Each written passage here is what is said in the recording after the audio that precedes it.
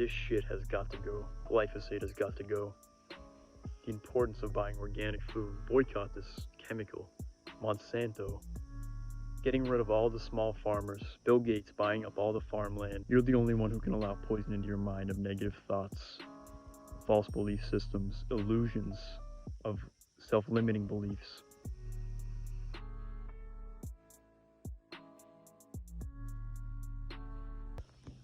Hello everybody. Where do I begin in trying to describe one of the most painful and difficult periods of my life, which has also been a blessing in disguise and a profound teaching experience for me. I know you won't be able to understand 100% what I'm saying or even believe me. But there's one thing I've learned through this whole experience. You can hear something 100 times, you can have it explained to you scientifically, logically, but experience is the only real teacher. You never really know until you experience something yourself. My story of my own naivety, rushing into something with great intentions and ending up getting poisoned, is not just my story. If compassion is being able to understand other people's suffering, then I've definitely gained compassion for the earth through this experience, because not only am I poisoned right now, recovering from my poisoning, the whole earth is being poisoned as millions of pounds of this poison are being dumped on the earth every day. Even while I'm out here surrounded by abundant nature, which produces beautiful, amazing food without anybody planting any seeds or anything. As you can see, there's many dead trees dying for seemingly no reason. In every forest, if you drive by the woods, anywhere you are, you can see dead trees. We all know nature is being destroyed. We all know pesticides are bad. We should eat organic food. At least I thought I did. I knew glyphosate was very harmful and was causing a whole spectrum of human diseases, autism and Alzheimer's, autoimmune diseases. But until I personally came in contact with it, felt its effects, giving me fevers and weakness like I've never felt before, pain in all my joints, I thought I knew, but you really don't know until you experience something yourself. So here's what happened.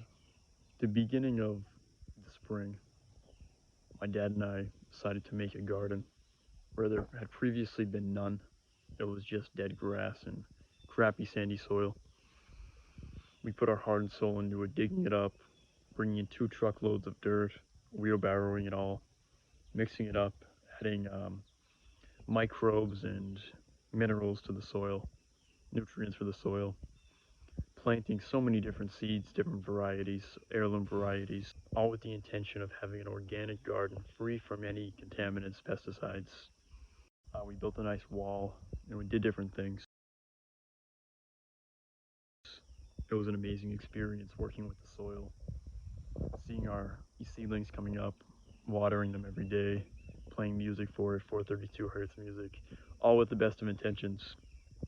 And one day I saw on YouTube about regenerative agriculture, Back to Eden method, which uses wood chips on the garden, and Ruth Stout method, where she uses hay on the garden to keep the sun from depleting the minerals of the soil and burning it up, to keep the rain from hammering it so hard, and to retain the moisture in the soil using hay or wood chips. This just excited me so much. Even though my garden was doing amazing, it's growing great, I guess I couldn't leave well enough alone, and as soon as possible I just wanted to get hay or wood chips on the garden to make it even better, help the soil regenerate and everything. So we went out looking for organic hay, and we drove to 2 or 3 different places where they were supposed to sell hay. Nobody was there. And on the way home, we just passed another place that was selling hay. We drove in, and the lady came out, an old lady, and we said, you have hay? She said, yeah. And we said, can we use it for gardening? And she said, yeah, I don't see why not. we asked her, is the hay sprayed?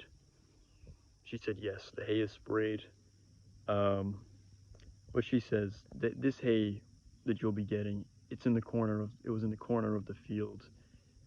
I don't even know if it was even sprayed, and it's been out in the rain. It should all have washed off it by now. This is, of course, where I should have said, well, thank you very much, but we don't want the hay that's been sprayed. Because you think you know something is harmful for you. You think you are aware of the risks of glyphosate, but I wasn't honest. I had lost sight of my original goal of having an organic garden uncontaminated by any chemicals. And we bought this hay, 2 bales, 2 small bales of this hay, and we brought it back, we unraveled it, took it apart with our hands, spread it all over the garden beds. You know, we were breathing in whatever was rising off of the hay.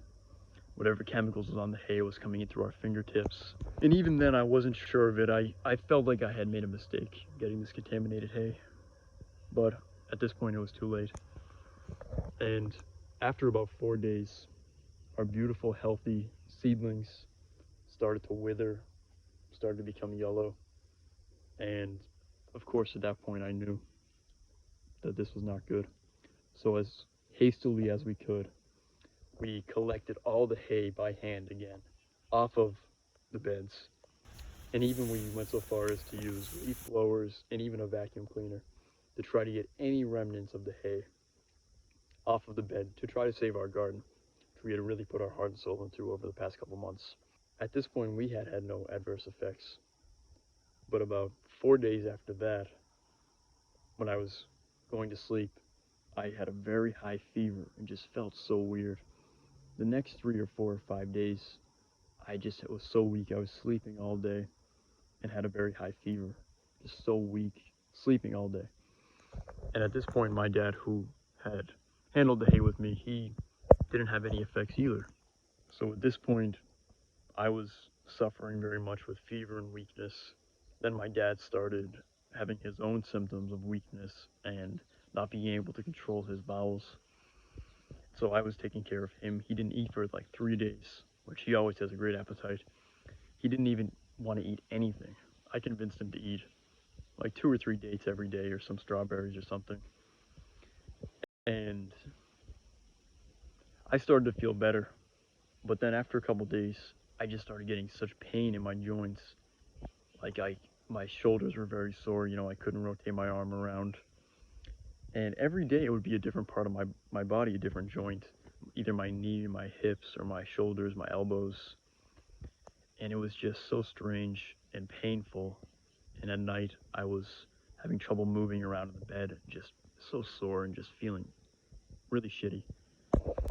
This was really challenging for me, unlike anything I've ever experienced. I've always tried to be physically fit. In high school, I wrestled and played football, ran. I've had a vegetarian diet, trying to eat a lot of fruit, do breathing exercises all the time, cold showers. And all of a sudden, I can't do any exercises, or I'm limping around like I'm a crippled old man or something, just because I just have such pain in my body from this chemical, glyphosate, this poison, just sprayed on practically every lawn in America, all non-organic food, sprayed from planes, and it's really a crime. This shit, this poison glyphosate, you have no idea how bad it really is. I thought I did, seeing people developing cancer from it, seeing how it is killing the microbes in the soil, causing so much destruction in our ecosystem. But until I really came in contact with it, felt it just paralyzing my body, giving me headaches and all these feelings I never had before. It's so bad. The earth is suffering every day. Chemicals from pesticides, herbicides. We don't even know how bad it is. Everybody is suffering in some way from glyphosate because most people don't eat organic food, which is sprayed with it. And even the organic food, it can blow in from the non-organic fields. So we all deal with it in some way. And it's in the water supply if you don't drink distilled water. Thankfully now I'm drinking the distilled water, trying to cleanse it out of my system. The point is, we live in a society of sickness, sick minds and sick bodies. Even the natural world, with its amazing ability to regenerate and adapt, is dying, is suffering, while we act like everything is okay. People are eating genetically modified plants or eating animals, genetically modified animals who feed on genetically modified plants. And this hay that poisoned me, I only touched it for 2 different days. Imagine the cows, the horses, the animals who feed on this hay, but they've been genetically modified and vaccinated, injected, to be able to handle this. In any way, we wouldn't know about their suffering anyway because they can't speak. But people are consuming this poison in so many different ways. But it's the inoculation of the people through vaccinations, different ways they can handle it, and they're already in a sickened state. Their body doesn't react as violently to it, trying to get rid of it, because our bodies adapt to toxins over time, and we don't feel the effects as acutely, but it's accumulating and it's causing long-term damage. Even as I'm talking to you today, 2 months after I came in contact with this, my elbow is very sore, some of my fingers. And tomorrow, this might be completely gone, or it could be my knee, it could be something else. This is the pattern that's been going on. And it's challenging, it's very tough, but I've learned so much. You don't know things you've heard, you think that you understand, you think you know. You don't know until you've experienced it. I've just been humbled so much from somebody who was in pretty good physical shape to feeling very weakened and sore. And I just have a whole new appreciation for my health and my mobility. And just know so much, so deeply now from suffering and from my experience. This shit has got to go. Glyphosate has got to go. The importance of buying organic food. Boycott this chemical. Monsanto. Getting rid of all the small farmers. Bill Gates buying up all the farmland. And he's connected with Monsanto. Wanting to feed us just pure poison. Stuff with no nutritional value. It's genetically modified. We don't know the long-term effects. Sterility. Lower testosterone levels in men. All these things are just going to keep increasing unless things change, because we're eating unnatural food, drinking pure shit in the water, minerals and dissolved solids. And the air we breathe is polluted from carbon monoxide, chemtrails, everything. We think we know, we hear about it, and we think we understand the risks and everything. But until you acutely have experienced it, we don't know anything. I don't know anything. I just know the way the world is going is a poison state, a weakened state, a dumbed down state. I'm not going to go that way. I know you guys don't want to go that way either. But I just needed to share with you this experience I've gone through. It's been very challenging mentally and physically. But I know I'm going to come out the other end of it even stronger, with a renewed sense of what it means to be healthy, appreciation of my health. And the main lesson also I've taken away from it is nobody can poison you, only you can allow poisons in your own life. If you become aware of the sources of poison, like my garden was a beautiful organic garden, nothing was poisoning it until I brought the poison into it. It's the same with us mentally and physically. You're the only one who can allow poison into your mind of negative thoughts, false belief systems, illusions of self-limiting beliefs. And when you know what's in the water, you have to get a water distiller.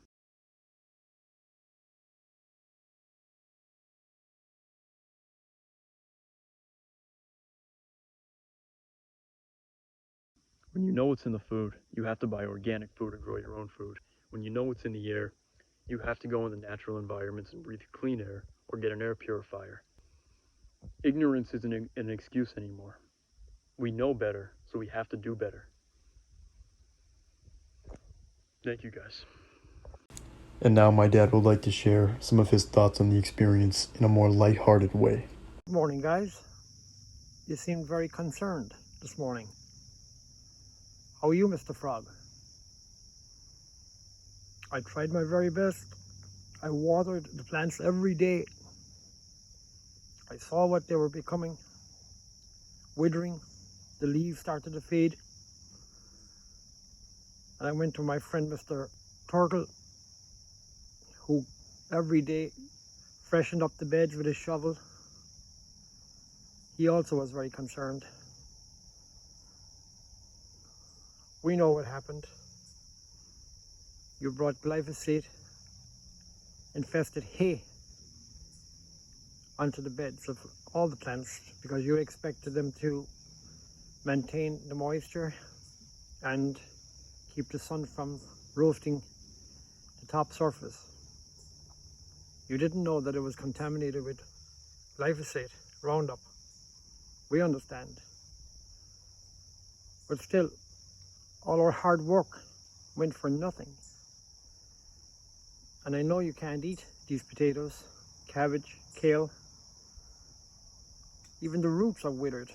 The potatoes are rotting.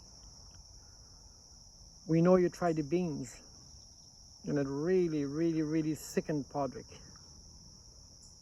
He's still aching. We see him pass by every day. He's lost so much weight. This morning we feel really sad because if it's happening here to us, it's happening everywhere. It's just that when you unfurled the bales of hay, the tips of your fingers, induced it into your skin, into your blood, went all over your bodies. We know it's happening to everybody on a lighter scale. They don't notice it. The animals are being injected. Everything is GMO right now, genetically modified. All for the sale of pharmaceutical products, etc., etc., etc.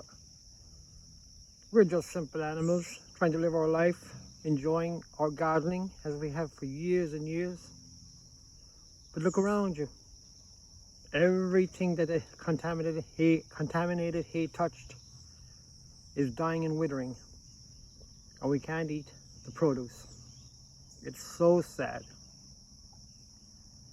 Right, Mr. Turtle? Right? I couldn't have said it better myself, Froggy. You think that we'll come back next year and try again? Oh yes, we gotta keep trying. We gotta keep it going, but no more glyphosate. Anything that's sprayed from the air, anything that's genetically modified, just stay away from it. Try and keep it as close to natural as possible. Please. Can you imagine what they're doing to the kids? What do you mean? You know, they're all being jabbed these days. They say it's this virus or that virus. They got all fancy names for it. I heard that. Yes, I heard that. Can you imagine masks? These little kids breathing in carbon dioxide, circulating it back and forth through their body. That's also deadly. I know, but try telling that to the people that are trying to sell their products. And now another visit with his friends.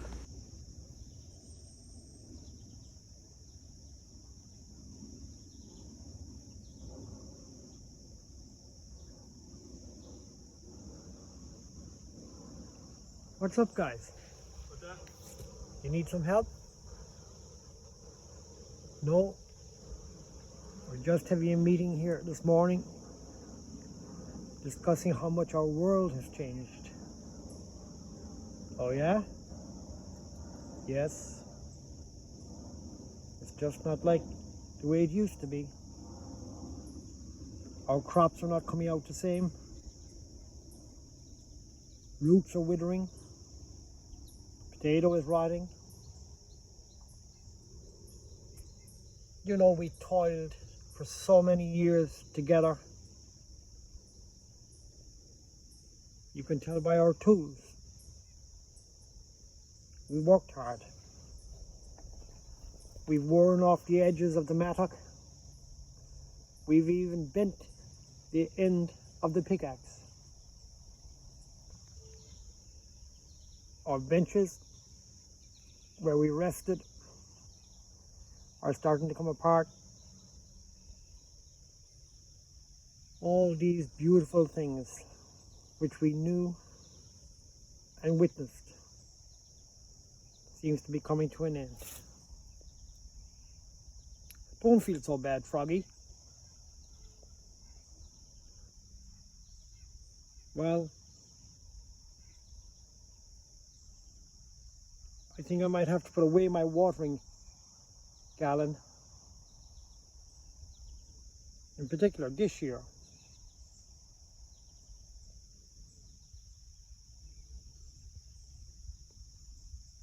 The glyphosate has taken over our garden. Mistakes were made. Everything is dying. The pure soil has been disrupted. It's so sad in many ways. Things have changed. Terrible beauty is born. While we love the howl of the wolf as he serenades his mate, while we love how the birds, other animals nurture their young,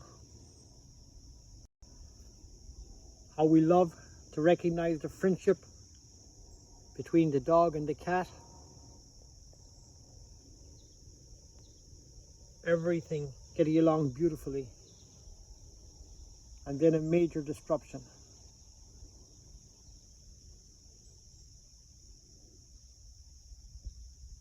How is it going to end? As the great Padraig Pearse, on the night before his death, said in a beautiful poem, Easter 1916, he was about to die the following morning. And his words resonate so much now. He said, and he wrote, "The beauty of the world has made me sad. This beauty thou will pass." Sometimes my heart has shaken with such great joy to see a leaping squirrel in a tree, or a red ladybird upon a stalk, or little rabbits in a field at evening, lit by a slanting sun. Some green fields where shadows drift by, some wild hills where mountainy men had sown and soon would reap near to the gates of heaven. Things bright and green, things young and happy. And I am gone upon my way, sorrowful. So guys, don't feel so bad. Even though he was shot for his resistance, a man with such a pure outlook towards nature and life, we will carry on the fight for everything that's beautiful in this world. Let's stick together against this greed and destruction. I want to thank you both for helping Padraig and I through this terrible time. And I have no doubt that we will prevail.